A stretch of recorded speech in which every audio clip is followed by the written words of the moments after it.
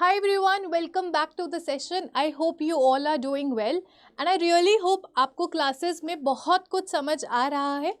For your convenience आज मैंने आपको क्या बना के दिया है, एक कंप्लीट फिजिकल केमिस्ट्री की फॉर्मूला शीट मैं आपको बना के दे रही हूँ जिसमें 12th क्लास के जितने भी फिजिकल केमिस्ट्री में फॉर्मूलेज यूज़ होंगे वो इस शीट पे मैं आपको दे रही हूँ सो दैट विद टाइम जब भी आप रिविजन करें आपको कुछ नहीं, बस ये फॉर्मूला शीट उठानी है और फॉर्मूलेज को रिवाइज करना है.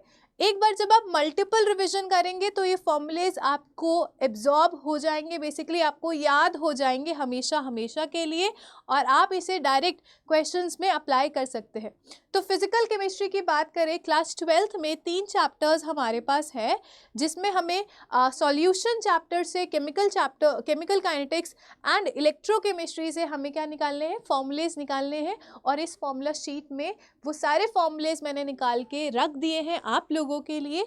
One sheet one chapter formula को दिखाता है. तो लेट्स डू दिस रिविजन, फटाफट से सारे फॉर्मूलेज एक बार देख लेते हैं. If I talk about the solution chapter, तो सॉल्यूशन चैप्टर में सबसे ज़्यादा जो फॉर्मूलेज आते हैं वो कॉन्सेंट्रेशन टर्म से आते हैं. जैसे जैसे आपका मास परसेंट क्या होता है, weight by weight, it is equals to weight of the solute. हमारे पास जो सॉल्यूट है वो क्या है, हम सॉल्यूट का जो भी वेट है वो किससे रिप्रेजेंट कर रहे हैं, सॉल्यूट की जितनी भी क्वांटिटीज़ है उसे हम बी से रिप्रेजेंट करेंगे एंड सॉल्वेंट की जो भी क्वांटिटीज़ होंगी उसे हम ए से रिप्रेजेंट करेंगे. तो mass percentage weight by weight क्या होता है, आपका weight of solute divided by weight of solution, जिसमें weight of solute plus solvent आता है इनटू 100. अगर वॉल्यूम बाय वॉल्यूम परसेंटेज बोला जाए तो that means volume of solute divided by total volume which is equals to V A plus V B into 100. अगर आपसे mass by volume बोले तो ऊपर वेट ऑफ सॉल्यूट रखना है, नीचे वॉल्यूम टोटल रखना है. वॉल्यूम टोटल मतलब V A plus V B करना है इंटू 100. अच्छा, पार्ट्स पर मिलियन भी एक कॉन्सेंट्रेशन टर्म होती है जो कैसे निकलती है, it is equals to weight of solute divided by weight which is total, that is weight of solute plus solvent. अगर परसेंट है तो इंटू 100 करते हैं, पार्ट्स पर मिलियन है तो इंटू क्या करेंगे, 10⁻6 कर देंगे. ठीक है, तो ये फॉर्मूलेज आपको याद रखने हैं.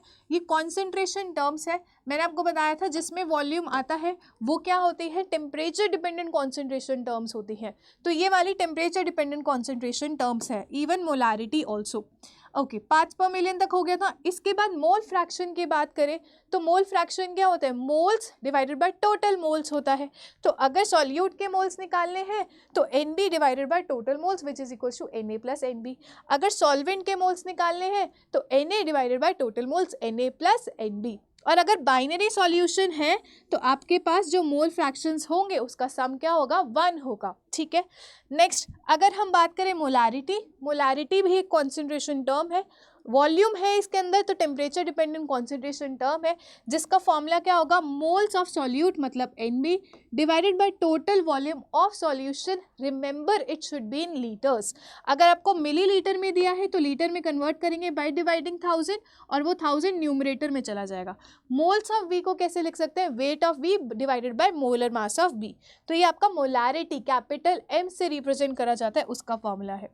लास्ट जो कॉन्सेंट्रेशन टर्म इस चैप्टर की आपको पढ़नी है that is molality. Small M से इसकी रिप्रेजेंटेशन होती है, इसका फॉर्मूला होता है number of moles of solute divided by weight of solvent in KG. Moles of solute को हम W B by molar mass of B लिख सकते हैं. वेट ऑफ सॉल्वेंट क्या है, डब्ल्यू ए है. Remember molality is the only concentration term जिसमें आप डिनोमिनेटर में सॉल्वेंट का अमाउंट लेते हो, सॉल्वेंट का वेट लेते हो. बाकी जितने भी कॉन्सेंट्रेशन टर्म्स है इसमें आपने सॉल्यूशंस टोटल वॉल्यूम सॉल्यूशन का लेकर डिविजन कर रखा है. ये टोटल वॉल्यूम है, टोटल मोल्स है और ये वॉल्यूम ऑफ सॉल्यूशन है. ठीक है, तो ये हमारे क्वेश्चंस थे, फॉर्मूलेज थे from concentration term. Solution chapter में 3 मेजर टॉपिक होते हैं. नेक्स्ट अगर हम बात करें तो हेनरीज लॉ, राउल्स लॉ और कॉलिगेटिव प्रॉपर्टी. तो इससे भी काफ़ी सारे क्वेश्चंस डायरेक्ट इनके फॉर्मूले पर रखकर आप सॉल्व कर सकते हो.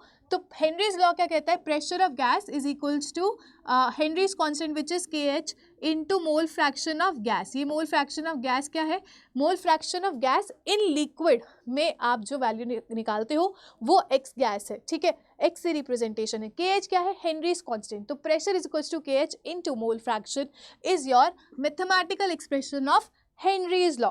Moving to the next part, Raoult's law का first formula, pressure of A is equals to P naught A into chi. P naught A क्या है? पी नॉट ए है आपका प्योर सॉल्वेंट का प्रेशर, ठीक है। एक्स ए क्या है? सॉल्यूशन में जो ए कंपोनेंट है उसका mole fraction. Partial pressure of A is P A. ऐसे ही पी बी का फॉर्मूला क्या है? It is P not be into जाई बी। पी नॉट बी क्या है? पी नॉट बी आपका प्योर सॉल्वेंट जो होगा या कंपोनेंट होगा उसका प्रेशर पी नॉट बी होगा। एक्स बी क्या होगा? जो component be in liquid phase होगा वो एक्स बी होगा। Okay, total pressure Dalton's law के according P A plus P B है। पी ए की वैल्यू पी बी की वैल्यू पुट करके ये फॉर्मूला भी यूज़ कर सकते हो, ये फॉर्मूला भी और ये फॉर्मूला भी। 3 फॉर्मूले आते हैं टोटल प्रेशर के। इसमें एक फॉर्मूला मैं ऐड करना भूल गई हूँ, आप इसमें ऐड कर लेना। कौन सा? वाई ए किसके बराबर होता है? P A by total pressure. Y A क्या रिप्रेजेंट करता है? वाई ए रिप्रेजेंट करता है ए का जो मोल फ्रैक्शन है वेपर फेज में। ऐसे ही वाई बी क्या होगा? Pressure of B divided by total pressure. Pressure B की जगह आप ये फॉर्मूला और टोटल प्रेशर की जगह ये फॉर्मूला या ऊपर तीनों में से कोई भी एक फॉर्मूला पुट कर सकते हैं, ठीक है। तो ये चीज़ आप याद रखेंगे। मूविंग टू राउल्स लॉ हो गया, हेनरीज लॉ हो गया। कॉलिगेटिव प्रॉपर्टी 4 तरीके की होती है। Relative lowering in vapour pressure followed by elevation in boiling point, फिर depression in freezing point and osmotic pressure. ये 4 कॉलिगेटिव प्रॉपर्टी है जिनके फॉर्मूलेज आपको याद रखने हैं। Relative lowering in vapour pressure क्या होता है? आपका इनिशियल प्रेशर पी ए था, फिर फाइनल प्रेशर पी एस हुआ, तो इतना लोअर हुआ vapour pressure divided by initial pressure कर दोगे तो ये वैल्यू रिलेटिव लोवरिंग को रिप्रेजेंट करती है। और ये किसके इक्वल होती है? आई into mole fraction of solute के इक्वल होती है। आई क्या है यहाँ पर? आई हमारा वैन हॉफ फैक्टर है, वैन हॉफ फैक्टर है, ठीक है। नेक्स्ट, यहाँ पर आप एक्स बी को खोलकर N B by total moles भी लिख सकते हो। एंड अगर एन बी जो सॉल्यूट है वो बहुत कम हुआ तो आप इसको इग्नोर भी कर सकते हो। So this would be equals to N B by N A, and N B को खोल के W B by M B और एन ए को खोल के W A by M A, ये यूज़ भी कर सकते हो फॉर इजियर कैलकुलेशन, ठीक है। नेक्स्ट क्वेश्चन, नेक्स्ट जो फॉर्मूला है वो एलिवेशन इन बॉइलिंग पॉइंट का है। एलिवेशन इन बॉइलिंग पॉइंट में डेल्टा टी बी क्या होता है? This is equals to T B minus T B not. T B क्या है? आपका boiling point of solution, and T B not क्या है? Boiling point of solvent. Pure solvent का जो बॉइलिंग पॉइंट है वो टी बी नॉट है। और डेल्टा टी बी किसके इक्वल होता है? आई into K B into M, जहाँ पे m किसको रिप्रेजेंट करता है? मोलालिटी ऑफ द सॉल्यूशन को रिप्रेजेंट करता है। m को खोल के आप W B divided by M B divided by W A, अगर ये ग्राम्स में है तो 1000 से डिवाइड करके इसको केजी में कन्वर्ट कर लेना। तो ये फॉर्मूलेज आई होप आपको याद है, ठीक है। Okay, moving to the next, आपका डिप्रेशन इन फ्रीजिंग पॉइंट क्या होता है? T F not minus T F. Delta T B क्या होता है? T B minus T not B, और डेल्टा टी एफ क्या होता है? T F not minus T F, क्योंकि डिप्रेशन हो रहा है। डेल्टा टी एफ की वैल्यू पॉजिटिव आनी चाहिए, ठीक है। नेक्स्ट, डेल्टा टी एफ किसके बराबर होता है? आई into K F into M. Again M को खोल के आप W B by M B divided by W A, अगर ये ग्राम्स में है तो 1000 से डिवाइड करोगे, अगर केजी में है तो एज इट इज लिख दोगे। नेक्स्ट जो आपका है osmotic pressure, pi is equals to I C R T. Remember, delta T B वाले फॉर्मूले में, डेल्टा टी एफ फॉर्मूले में एम मोलालिटी था, लेकिन ऑस्मोटिक प्रेशर वाले केस में सी क्या होगा? मोलारिटी होगा। यहाँ पे मोलालिटी था, यहाँ पे सी क्या होगा? मोलारिटी होगा, ठीक है। मोलारिटी क्या लिखोगे? N B by total volume of the solution in the liters into R into T. T is the temperature, R is the gas constant, ठीक है। Okay, next formula alpha for dissociation 1 minus I divided by 1 minus N होता है। alpha for association 1 minus I divided by 1 minus 1 by N होता है, ठीक है। Kb का formula याद रखेंगे, Kb डायरेक्टली प्रोपोर्शनल होता है mass of the solvent and its boiling point divided by vapour pressure, vapour enthalpy, enthalpy of vaporisation बोल सकते हैं। केएफ डायरेक्टली प्रोपोर्शनल होता है mass of the solvent its freezing point का square divided by enthalpy of fusion, ठीक है। तो ये फॉर्मूलेज आप याद रखेंगे।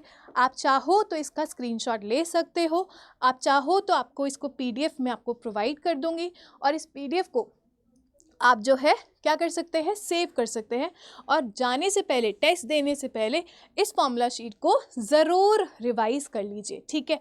Moving to the formula sheet of our next chapter. Okay, next chapter जो आपका आता है दैट इज इलेक्ट्रोकेमिस्ट्री। इलेक्ट्रोकेमिस्ट्री की अगर हम बात करें तो सबसे ज़्यादा जो क्वेश्चंस होते हैं वो नर्स्ट इक्वेशन से होते हैं, इस पे हम आएंगे, बट स्टार्टिंग से स्टार्ट करें तो let's talk about the formulas which are used in electrolytic cell. तो ये फॉर्मूलेज किस में यूज़ होते हैं, आपके इलेक्ट्रोलिटिक सेल में यूज़ होते हैं, ठीक है। R is equals to rho L by A. R क्या है, रेजिस्टेंस, रो क्या है, स्पेसिफिक रेजिस्टेंस या रेजिस्टिविटी, L क्या है आपके जो लेंथ ऑफ इलेक्ट्रोड्स है, बेसिकली लेंथ ना बोल के हम क्या बोलेंगे, डिस्टेंस बिटवीन जो दो इलेक्ट्रोड्स यूज होते हैं इलेक्ट्रोलाइटिक सेल में, वो L है। A क्या है, एरिया ऑफ क्रॉस सेक्शन है। L बाय ए को हम X से भी रिप्रेजेंट करते हैं जो कि बेसिकली क्या बोला जाता है, एक सेल कांस्टेंट बोला जाता है। तो R is equals to rho L by A होता है।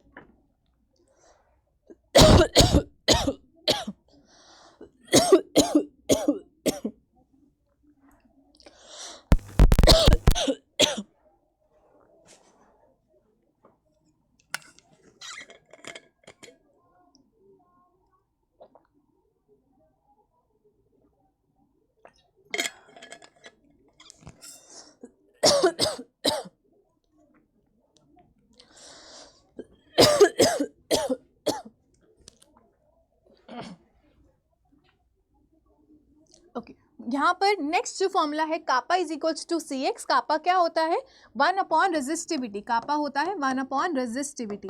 ऐसे ही कंडक्टेंस क्या होता है, 1 रेजिस्टिविटी मतलब ये रो होगा, कापा क्या होता है 1 रेजिस्टिविटी विच इज रो, और आप इसको जी स्टार से भी रिप्रेजेंट कर सकते हो, ठीक है, एनसीईआरटी में जी स्टार से रिप्रेजेंट करा हुआ है।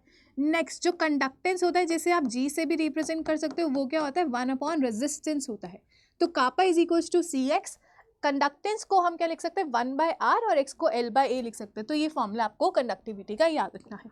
Then we have molar conductivity, lambda m is equals to kappa which is specific conductivity और कंडक्टिविटी इंटू 1000 बाय m, ठीक है, into 1000 by m।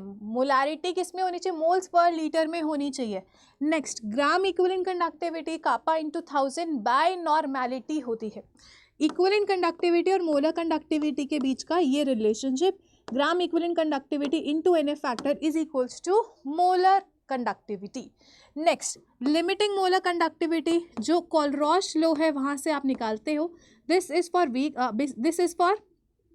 Is helpful for finding the limiting molar conductivity of the weak electrolyte, ठीक है। तो ये किसके बराबर होगा, सपोज करो हमारे पास MgCl2 इलेक्ट्रोलाइट है, जब ये डिसोसिएट करेगा तो Mg+2 में डिसोसिएट करेगा +2Cl माइनस में, तो इसकी जो लिमिटिंग मोलर कंडक्टिविटी होगी वो किसके बराबर होगी, Mg+2 ions +2 times of limiting molar conductivity of Cl minus आइन।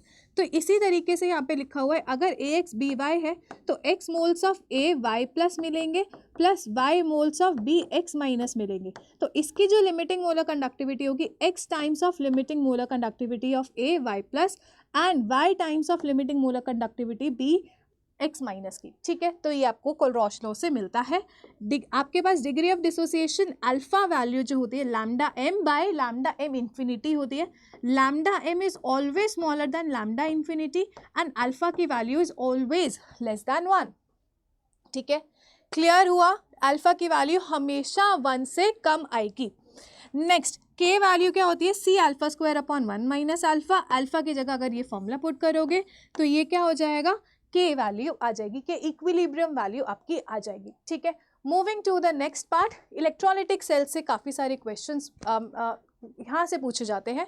इलेक्ट्रोकेमिकल सीरीज से बहुत सारे क्वेश्चंस E0 सेल निकालने के लिए या E सेल निकालने के लिए पूछे जाते हैं। E0 सेल क्या होता है, एक्चुअली में इट इज़ E0 एनोड का oxidation potential plus E0 cathode का रिडक्शन पोटेंशियल, क्योंकि एनोड पे ऑक्सीडेशन होता है और कैथोड पे रिडक्शन। लेकिन जब आपको दोनों ही रिडक्शन पोटेंशियल दे रखे हो तो कैथोड माइनस एनोड करेंगे, अगर दोनों ही E0 वैल्यू ऑक्सीडेशन पोटेंशियल की दे रही हो तो एनोड माइनस कैथोड करेंगे, ठीक है। नर्स्ट इक्वेशन, अगर आपकी ये केमिकल रिएक्शन है, आपको इसकी नर्स्ट इक्वेशन लिखनी है तो कैसे लिखोगे, E cell is equals to E not cell, जो कैसे आएगा कैथोड माइनस एनोड करके, जो भी ई नॉट सेल आएगा standard value minus R T by N F. Remember ये एल एन है, अगर एल एन खोल के लिखेंगे तो 2.303 वैल्यू आएगी, ठीक है। तो यहाँ पर एल एन है तो इसलिए 2.303 वैल्यू नहीं लिखी हुई है। एल एन पावर में आपका प्रोडक्ट की कॉन्सेंट्रेशन और उनके stoichiometric coefficients in the power divided by reactant की कॉन्सेंट्रेशन पावर में उनके स्टोइचियोमेट्रिक कोएफिशिएंट, ठीक है। अगर यहाँ पे 298 केल्विन पे रिएक्शन हो रही होती है, आर की वैल्यू, टी की वैल्यू, एफ की वैल्यू पुट करोगे तो आपका यही पूरी वैल्यू 2.303 को इंक्लूड करोगे तो यहाँ पे लॉग आ जाएगा। वो सारी वैल्यू किसके बराबर रहेगी, माइनस 0.0591। इसको आप 0.06 कंसिडर करके कैलकुलेशन ईजी बना सकते हैं। तो final laws equation at 298 kelvin is equals to E cell minus E cell is equals to E not cell minus 0.0591 by n log of C power C into D power D divided by A power A divided by B power B, ठीक है। Delta जी किसके बराबर होता है, delta G is equals to minus N F of E cell. N क्या होता है, number of electrons जो फाइनल केमिकल इक्वेशन बनाने से पहले आप कैंसिल आउट करते हो। ऐसे ही डेल्टा जी नॉट किसके बराबर होता है, minus N F of E not cell के बराबर होता है। ई नॉट सेल पॉजिटिव होना चाहिए तभी, ई सेल पॉजिटिव होना चाहिए तभी डेल्टा जी नेगेटिव आएगा और रिएक्शन स्पॉन्टेनियस होगी, ठीक है। नेक्स्ट लॉग ऑफ के सी किसके बराबर होता है, N divided by 0.0591 into E not cell के बराबर होता है। ई नॉट सेल देखकर आपसे के की वैल्यू निकाल सकता है या के की वैल्यू देकर ई नॉट सेल वैल्यू निकाल सकता है, ठीक है। नेक्स्ट फैराडेज फर्स्ट लॉ के according W is equals to ZIT and Faraday's second law के according W1 by W2 is equals to equivalent weight का ratios which is E1 by E2, ठीक है। तो ये हमारा पूरा फॉर्मूला शीट था किसका, इलेक्ट्रोकेमिस्ट्री का। तो आप इसे स्क्रीनशॉट ले सकते हैं या जो PDF अपलोड होगी वहाँ से आप इसे ले सकते हैं। Okay, moving to the next part. हमारा जो नेक्स्ट पार्ट है, लास्ट फॉर्मूला शीट होगी, वो किसकी होगी, केमिकल काइनेटिक्स चैप्टर की। I hope this formula sheets are really helpful for you all. कभी भी आप कोई भी मॉक टेस्ट देने बैठे तो before giving the mock test ये फॉर्मूला शीट्स आप ज़रूर रिवाइज कर लीजिए, सो दैट आप चैप्टर से हमेशा कनेक्टेड रहे और आपको हमेशा याद रहे फॉर्मूलेज और आप अप्लाई कर सकते हो अपने पेपर में उसे। Moving to the next third chapter, chemical kinetics की अगर हम बात करें तो सबसे पहले इसमें रेट ऑफ रिएक्शन आपको लिखनी आनी चाहिए। वो किसके बराबर होती है, minus change in concentration of reactant by time. अगर रिएक्टेंट के टर्म्स में तो माइनस साइन लगाना ज़रूरी है because rate always comes in positive value. अगर प्रोडक्ट के टर्म्स में है तो change in product concentration divided by time कर देना। अगर इस तरीके की रिएक्शन है, आप इंस्टेंटेनियस रेट लिखना चाहते हैं तो इन टर्म्स ऑफ रिएक्टेंट हमें स्टोइचियोमेट्री से भी डिवाइड करना पड़ता है। -1/a dA/dt रेट और कैसे निकल सकता है, -1/b dB/dt रेट और कैसे निकल सकता है, सिंस ये प्रोडक्ट है तो +1/c dC/dt और इक्वल्स टू 1/d dt/dt। अच्छा, इसमें एक और ऐड करने ना, रेट ऑफ डिसअपियरेंस हो तो आप सिर्फ -dA/dt की वैल्यू लिखेंगे या फिर -dB/dt की वैल्यू, इसमें कोफिशिएंट से डिवाइड नहीं करते। अगर रेट ऑफ अपीयरेंस हो तो आप सिर्फ dC/dt लिखेंगे या फिर dd/dt लिखेंगे, इसमें आप कोफिशिएंट से डिवाइड नहीं करते हैं, ठीक है।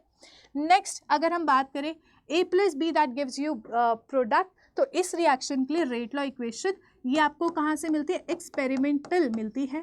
किसके बराबर होगी, rate is equals to K A to the power alpha B to the power beta. Alpha और बीटा कहाँ से आती है, एक्सपेरिमेंटल वैल्यू होती है, ठीक है। इट मे और may not be equal to the coefficient of the equation. अगर इसी रेट लॉ के अकॉर्डिंग ऑर्डर पूछ ले तो जो पावर्स में है उनको ऐड कर सकते हो तो आपको ऑर्डर ऑफ रिएक्शन मिल जाएगी। नेक्स्ट जो होता है आपके पास एलिमेंट्री रिएक्शन के लिए मॉलिक्युलरिटी और ऑर्डर सेम होता है, कॉम्प्लेक्स रिएक्शन के लिए वो सेम नहीं होता है। उसके बाद आप फिर डिफरेंट ऑर्डर रिएक्शंस के लिए integrated rate law equation, final rate law equation निकालते हैं। तो let's talk about zero order reaction. Zero order reaction के लिए रेट किसके बराबर होता है, के के बराबर होता है। तो रेट कांस्टेंट का जो यूनिट होगा वो ही रेट का यूनिट होगा और जब आप इसको इंटीग्रेट करके अपनी फाइनल इक्वेशन निकालते हो तो वो क्या होता है, AT is equals to A0 minus KT। AT क्या है, concentration of A left at time T and A0 क्या है, इनिशियल कॉन्सेंट्रेशन ऑफ रिएक्टेंट जिससे आपने स्टार्ट करा था। K क्या है, rate constant of the zero order reaction. T क्या है, जिस टाइम पर आपको वो वैल्यू निकालनी है। अगर T हाफ की बात करें तो A0/2 के आता है और टी कंप्लीशन की बात करें तो ए नॉट बाई के आता है। इन्हीं फॉर्मूले से हम क्या ये बोल सकते हैं, जो टी कंप्लीशन होगा वो किसके बराबर होगा अगर मैं ए नॉट बाई के को टी कंप्लीशन लिख दूँ तो यहाँ पर टी कंप्लीशन किसके बराबर होगा, 2 टाइम्स ऑफ टी हाफ के बराबर होगा। तो ये भी एक फॉर्मूला यहाँ से आप बना सकते हो। Okay, if I talk about the first order reaction, तो वेरी इंपॉर्टेंट जो इंटीग्रेटेड रेट इक्वेशन आती है वो क्या आती है, K T is equals to 2.303 log of A not by A T. T half किसके बराबर होता है, 0.693 by K. Remember T half is independent of reactant concentration, reactant की जो भी कॉन्सेंट्रेशन है उसके इंडिपेंडेंट है। T completion time for first order reaction is infinity, first order reaction की जो कंप्लीशन टाइम होता है वो कभी आता ही नहीं, वी से first order reaction never completes. तो ये हमारा फर्स्ट ऑर्डर रिएक्शन के बारे में हो गया। अच्छा, इसमें एक स्पेशल केस है जो एनसीईआरटी में दे रखा है, मैंने आपको एक जनरल इक्वेशन लिख के दे दी, इसको आप याद रखेंगे। अगर आपके पास reactant and product gaseous state में हो तो आपसे बोलेगा कि केटी किसके बराबर होगा, या टाइम निकालो या जो भी वैल्यू निकालो। तो उसमें आपको याद रखना है, मैं आपको समझा देती हूँ। केटी किसके बराबर होता है, जैसे फर्स्ट ऑर्डर में 2.303 लॉग ऑफ पी, आपको दो वैल्यूज दे रखी होगी बेटा, पी नॉट दे रखा होगा इनिशियल प्रेशर और पीटी दे रखा होगा टाइम पी पे प्रेशर, ठीक है। तो आपको क्या करना है, फॉर एग्जांपल मैं इसको एग्जांपल से ही करवाती हूँ। अगर मेरे पास ए गिविंग बी प्लस सी है और सब गैसियस स्टेट में है, तो initial pressure P not they रखा है और टाइम टी पे प्रेशर पी टी दे रखा है। आपको के टी की वैल्यू लिखनी है in terms of P not and P T, तो आप कैसे लिखोगे, तो आपको समेशन ऑफ प्रोडक्ट कॉफिशिएंट्स निकालने हैं। प्रोडक्ट में टोटल कॉफिशिएंट्स कितने हैं, 1 + 1 2, ठीक है। ऐसे ही समेशन ऑफ रिएक्टेंट कॉफिशिएंट्स निकालने हैं, रिएक्टेंट में एक ही है तो रिएक्टेंट कॉफिशिएंट कितना हो गया, 1। अब एक चीज़ और निकालनी है, प्रोडक्ट माइनस रिएक्टेंट कॉफिशिएंट, तो 2 - 1 कर देंगे तो वो कितना आ जाएगा, 1। अब यही वैल्यू यहाँ पे आपको पुट करनी है, K T is equals to 2.303 log of summation of product coefficient कितना था, 2, ये वैल्यू 2 - 1 इंटू पी नॉट, तो ये कितना आ जाएगा, पी नॉट आ जाएगा। लॉग के अंदर जो वैल्यू आएगी P naught divided by summation of product coefficient into P naught, तो यहाँ पर 2 P naught minus P T आ जाएगा, ठीक है। ये फॉर्मूला आप याद रख सकते हो, ये बहुत इंपॉर्टेंट और हर एक चीज़ के लिए एप्लीकेबल होगा, only when P not and P T is given, ठीक है। तो ये एक एग्जाम्पल आपकी एनसीईआरटी में स्पेशल केस करके दे रखा है, तो आप ऐसे कर सकते हो। नेक्स्ट जो फॉर्मूला होता है वो टेम्परेचर कॉफिशिएंट होता है। टेम्परेचर कॉफिशिएंट क्या होता है, it is the ratio of rate constant और rate of reaction at different temperatures which are differing by 10 degree Celsius. तो एवरी 10 डिग्री सेल्सियस से टेम्परेचर कॉफिशिएंट जनरली 2 टाइम्स बढ़ता है, बट ये आपका एक फॉर्मूला था तो मैंने लिख दिया। नेक्स्ट जो मोस्ट इंपॉर्टेंट क्वेश्चन आते हैं वो अरेनियस इक्वेशन से आते हैं। अरेनियस इक्वेशन क्या होता है, K is equals to A E to the power minus E A by R T.